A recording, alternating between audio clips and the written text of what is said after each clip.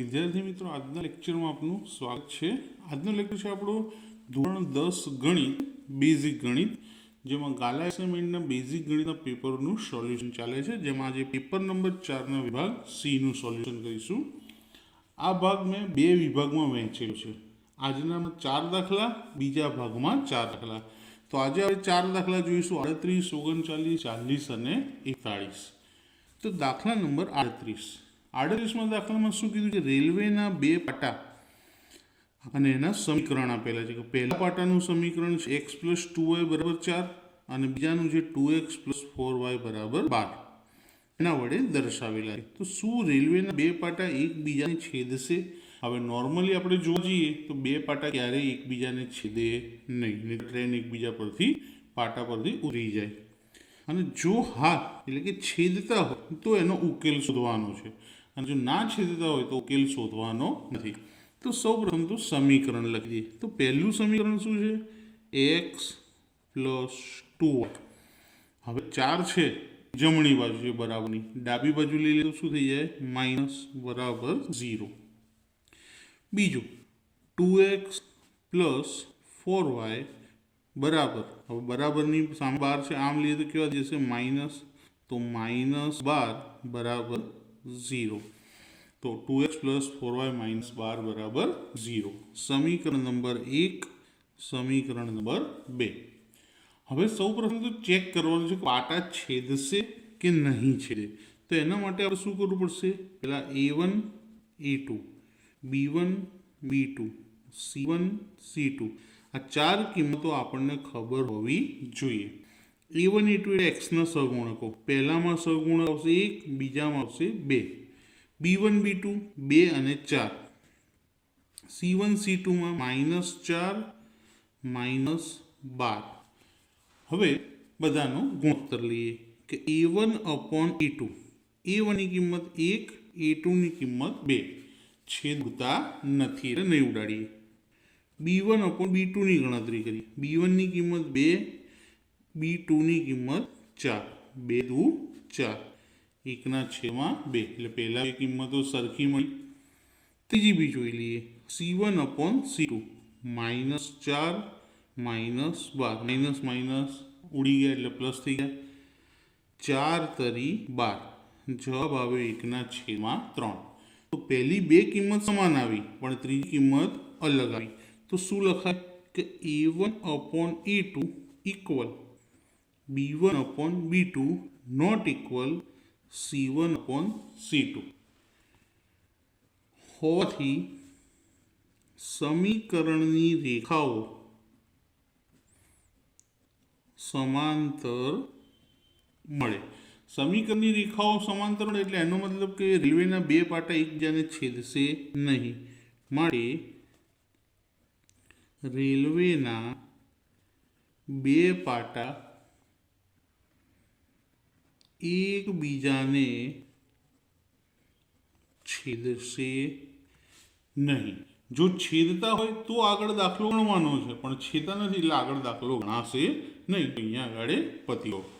હવે જો દાખલા નંબર 39માં દાખલામાં શું કીધું છે? ક્રિકેટ ટીમના કોચે 7 બેટ અને 6 દડા 3800 રૂપિયામાં ખરીદ્યા, પછી તેણે તે જ કિંમતના 3 બેટ અને 5 દડા 1750માં ખરીદ્યા। તો એક બેટ અને એક દડાની કિંમત શોધવાની છે। તો ધારો કે એક બેટની કિંમત શું ધારી લઈએ? x રૂપિયા, અને એ જ રીતે એક દડાની કિંમત બરાબર રૂપિયા y। સૌથી પહેલાં કેટલા? 7 બેટ અને 6 દડા ખરીદ્યા હતા 3800 રૂપિયામાં, તો લખીએ અહીંયા 7 બેટ અને 6 દડાની કિંમત રૂપિયા 3800 છે।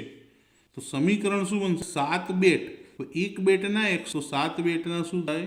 7x, એક દડાના y તો 6 દડાના શું થાય? 6y, અને બંનેની કુલ કિંમત આવી છે 3800, સમીકરણ નંબર 1। એ જ રીતે 3 બેટ અને 5 દડા 1750 ખરીદ્યા, તેનું બી લખી દઈએ કે 3 બેટ અને 5 દડાની કિંમત રૂપિયા 1750 છે. હવે 3 બેટની કિંમત x હતી તો 3 3x, દડાની y હતી તો 5 દડાની 5y, અને ટોટલ કેટલા વાપર્યા એણે 1750. બીજું સમીકરણ. હવે બંને સમીકરણની અંદર એક્સની વેલ્યુ અલગ અલગ છે, તો એક્સનો લોપ કરવો હોય તો સમીકરણ 1ને તો જો અહીંયા 7x છે, અહીંયા 3x છે, તો 7ને 3 વડે ગુણીએ અને 3ને 7 વડે, એટલે કે પહેલા સમીકરણને 3 વડે અને બીજા સમીકરણને 7 વડે. તો સમીકરણ 1ને 3 વડે અને સમીકરણ 2ને 7 વડે ગુણીને લોપ કરતા. હવે પહેલા સમીકરણને કેટલા વડે ગુણવાનું કીધું? 3 વડે. તો 7 તરી 21x, 6 તરી 18y, અને 38ને આપણે 3 વડે ગુણીએ તો 8 તરી 24 નો ચોગડો વધી 2, 3 તરી 9, 9 અને 2 11 અને 2 મીંડા. બીજા સમીકરણ કેટલા વડે ગુણવાનું છે? 7 વડે.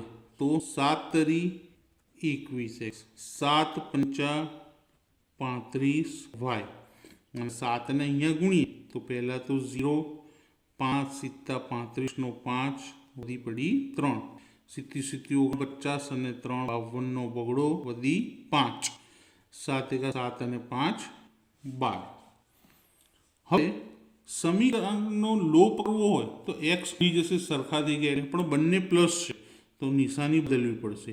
પ્લસ છે તો માઇનસ, પ્લસ છે તો માઇનસ, પ્લસ છે તો માઇનસ. એક્સ ઉડી ગયા એટલે લોપ થઈ ગયો કહેવાય. વાય 38માંથી 35માંથી 18 જાય તો 17y. કેટલા? 17, પણ કેવા? માઇનસ, કારણ કે મોટી સંખ્યા માઇનસ છે. અહીંયા પણ બાકી 0 5માંથી 0 જાય તો 5, 2 ની ઉપર 12, 12માંથી 4 જાય તો 8, 1 માંથી 0, પણ મોટી સંખ્યા માઇનસ એટલે આ જવાબ પણ માઇનસ. બંને બાજુથી માઇનસ શું કરીએ? ઉડાડી દઈએ, પ્લસ કરી દઈએ. તો y બરાબર 850 છેદમાં 17, 17 પંચા 85 અને 0 માટે y બરાબર શું મળ્યું? 50. દડાની કિંમત મળી ગઈ. હવે આ વાયની કિંમત આપણે સમીકરણ 1માં મૂકીશું એટલે આપણને કોની કિંમત મળી જશે? એક્સ. 2માં પણ મૂકી શકે. જો નાનું સમીકરણ કયું લાગે છે? 2, તો 2માં મૂકીને જોઈ લઈએ. ચલો કે સમીકરણ 2માં y બરાબર 50 મૂકતા પહેલા સમીકરણ 2 લખીએ. 3x પ્લસ 5y બરાબર 1750. 3x એમના એમ પ્લસ 5 એમના એમ, વાયની જગ્યાએ કેટલા લખવાના? 50 બરાબર 1750. 3x વત્તા બંનેનો ગુણાકાર કરીએ તો પાયો 25 એટલે 250 બરાબર 1750. તો 3x બરાબર 1750 માઇનસ 250. તો 3x બરાબર બાદબાકી કેટલી થશે બંનેની? 1500. માટે x બરાબર 1500 અને આ તગડો ક્યાં આવશે? એના છેદમાં. તો માટે x બરાબર 500 ગુણ્યા 3 એટલે 1500 થાય. તો x બરાબર 500. જવાબ અહીંયા બાજુમાં લખી દઈએ. માટે એક બેટની કિંમત x બરાબર કેટલા મળ્યા? રૂપિયા 500. અને એ રીતે એક દડાની કિંમત y બરાબર, કારણ કે દડાને વધાર્યો હતો તો y કેટલા મળ્યા? 50. બેટ 500 રૂપિયાનો, દડો 50 રૂપિયાનો. દાખલા નંબર 40 જોઈએ. સમાંતર શ્રેણીનો દાખલો છે. શ્રેણી આપી છે તો શ્રેણીનું પહેલું પદ એનું શું કહેવાય? એ કેટલા? 24. ડી શોધી લઈએ. a2 minus a1. a2 એટલે બીજું પદ, a1 એટલે પહેલું પદ. 21માંથી 24 જાય તો -3. સરવાળાને શું કહેવાય? SN કહેવાય. કેટલા આપેલા છે? 78. હવે SN ઉપરથી આપણે કેટલા પદોનો સરવાળો એટલે શું શોધવાનું છે? n. તો SN ના સૂત્રથી n શોધવું હોય તો SN નું મોટું સૂત્ર જ આવશે n/2 મોટા બ્રેકેટમાં 2a plus n-1 into d. કિંમતો મૂકી દઈએ. બધી કિંમત આપેલી છે. SN કેટલા છે? 78 બરાબર n ખબર નથી છેદમાં 2. 2 કૌંસમાં e ની કિંમત 24 n-1 અને d ની કિંમત -3. તો 78 ગુણ્યા 2 ઉપર લઈ લીધા.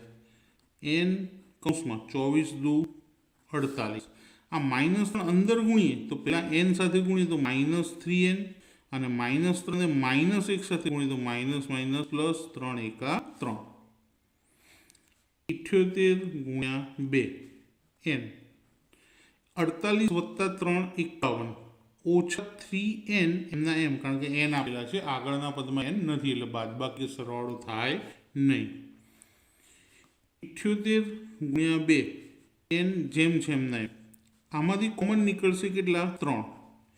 17 તરી 51 અને 3 કોમન લઈએ શું વધે? -n. 78 ગુણ્યા 2 તગડો ક્યાં આવી જશે? એના છેદમાં n કૌંસમાં 17 ઓછા n. 3 છેદ 78 જોડે ઉડે 26 તરી 78 તો વધ્યું શું? 26 દુ 52. આ એને અંદર ગુણી લઈએ 17n માઇનસ n². હવે n² માઇનસ ના રખાય એટલે એને આગળ લાવીએ માઇનસના પ્લસ. 17 નામ લઈએ તો પ્લસના માઇનસ. 52 ઓલરેડી ડાબી બાજુ હતા એટલે પ્લસના પ્લસ. સામે કંઈ ના આવતું તો 0. 52 નો સરવાળો 17 લાવવાનો. 13 ચોક 52 તો n² ઓછા 13n ઓછા 4n વત્તા 52. જો માઇનસ પ્લસ 13 અને 4 17 થયા અને 13 ચોક 52 થઈ ગયા. પહેલા બેમાંથી કોમન n n-13 ઓછા આ બેમાંથી કોમન 4 n બહાર માઇનસ એટલે નિશાની બદલાશે અને 13 ચોક 52.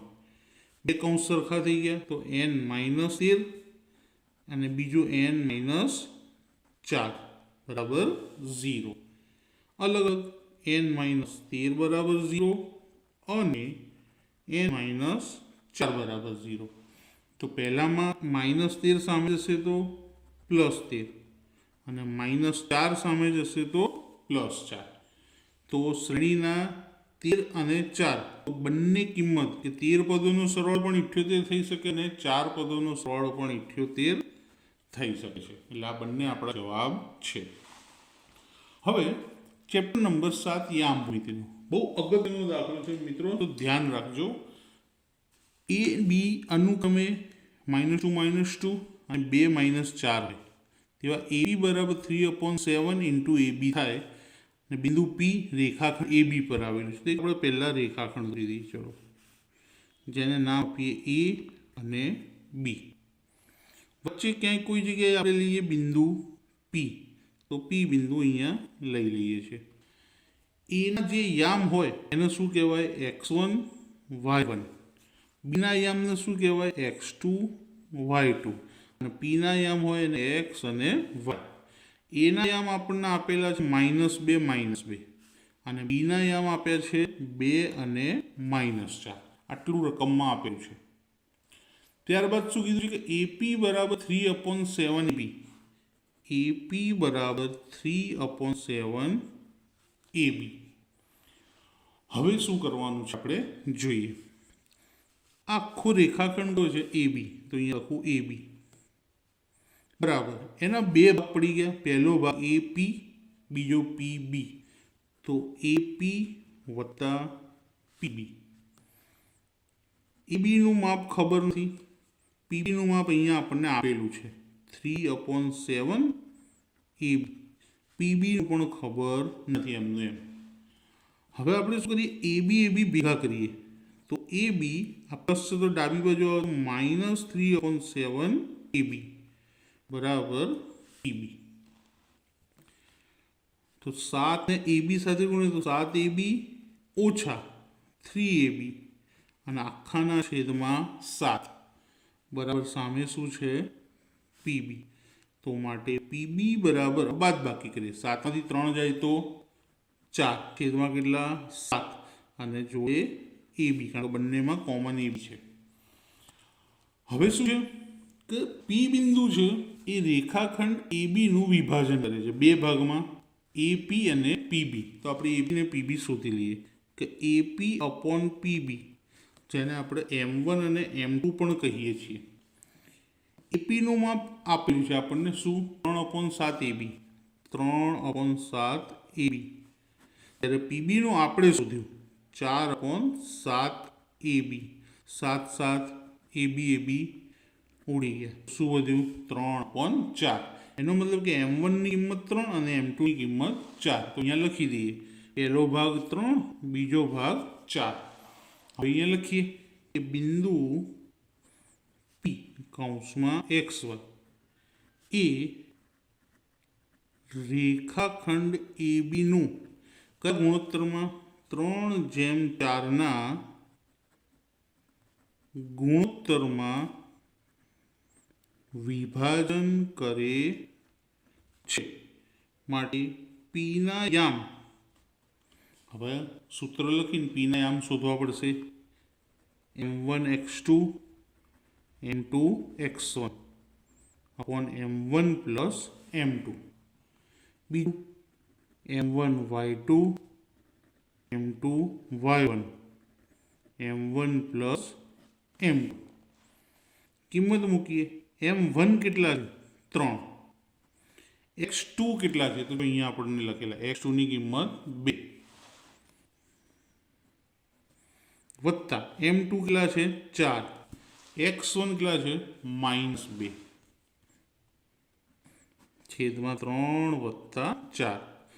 M1ની કિંમત 3, જો y2 છે -4 અને y1 છે -2, તો y2ની જગ્યાએ -4, M2 4 અને y1 છે -2 છેદમાં 3 વત્તા 4. 3 દુ 6, 4 દુ -8 છેદમાં 7, 3 ચોક -12, 4 દુ -8 એક માઇનસ છે છેદમાં 7. 6માંથી 8 જાય તો -2/7, માઇનસ માઇનસ પ્લસ 12 અને 8 -20/7. તો માટે પીના યામ બરાબર -2/7 -20/7. તો મિત્રો આજનો લેક્ચર આપણે અહીંયા પૂરો કરીએ છીએ. આ લેક્ચર તમને પસંદ આવે તો લાઇક કરજો, તમારા મિત્રોને અને ફ્રેન્ડ સર્કલમાં શેર કરજો અને ચેનલને સબસ્ક્રાઈબ કરવાનું ભૂલતા નહીં. Thank you.